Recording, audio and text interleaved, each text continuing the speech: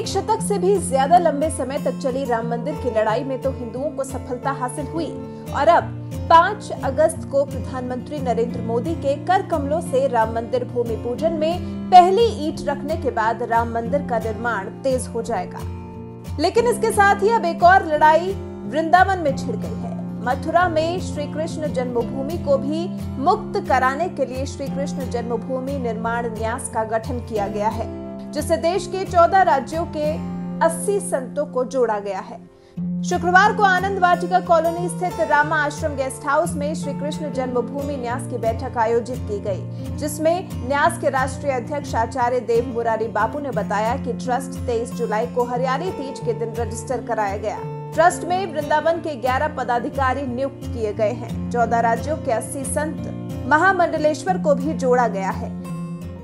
आज वृंदावन में रामा आश्रम में संतों के साथ एक बैठक की गई है, जिसमें श्री कृष्ण जन्मभूमि निर्माण न्यास का हमने जो गठन किया है उस पर चर्चा हुई और वृंदावन की कमेटी की घोषणा हुई।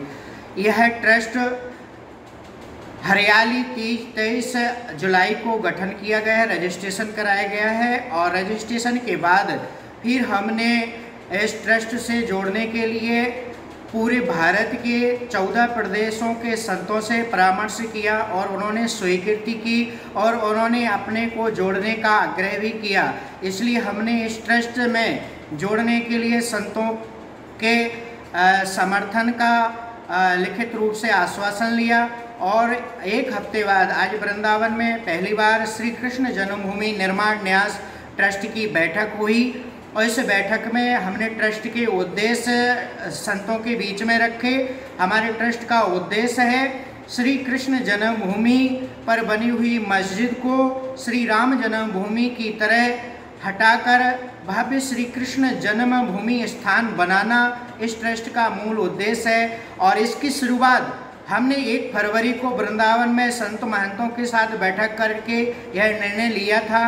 अब यह रजिस्टर्ड हो चुका है। इस मुहिम को हमको राष्ट्रव्यापी आंदोलन देना है और वृंदावन में इसका एक हस्ताक्षर अभियान हमने आज से शुरू कर दिया है, जिसमें प्रमुख संत महंत वो किसी भी संप्रदाय के हों सबको जोड़ना है। इसमें सदग्रस्तों की भागीदारी भी रहेगी।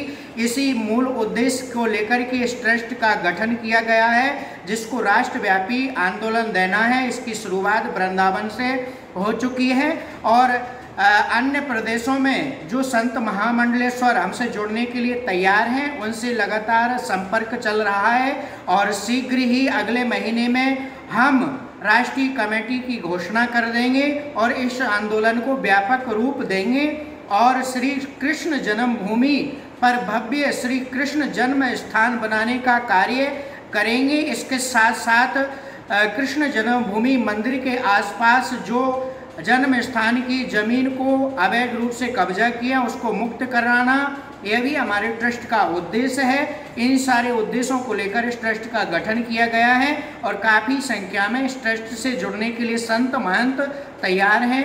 हमें खुशी है कि हम श्री कृष्ण जन्मभूमि के लिए इस आंदोलन को चलाए हैं।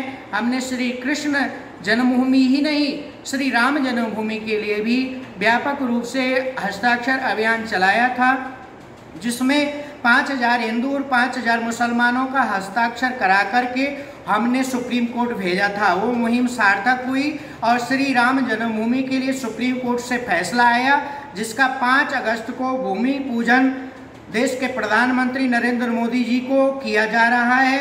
हमें खुशी है। उसी तर्ज पर लंबा संघर्ष होगा, लेकिन हम करने को तैयार हैं और श्री कृष्ण जन्मभूमि को मुक्त करके भव्य राम कृष्ण जन्मभूमि मंदिर निर्माण करने का हमारा उद्देश्य यह सफल होगा।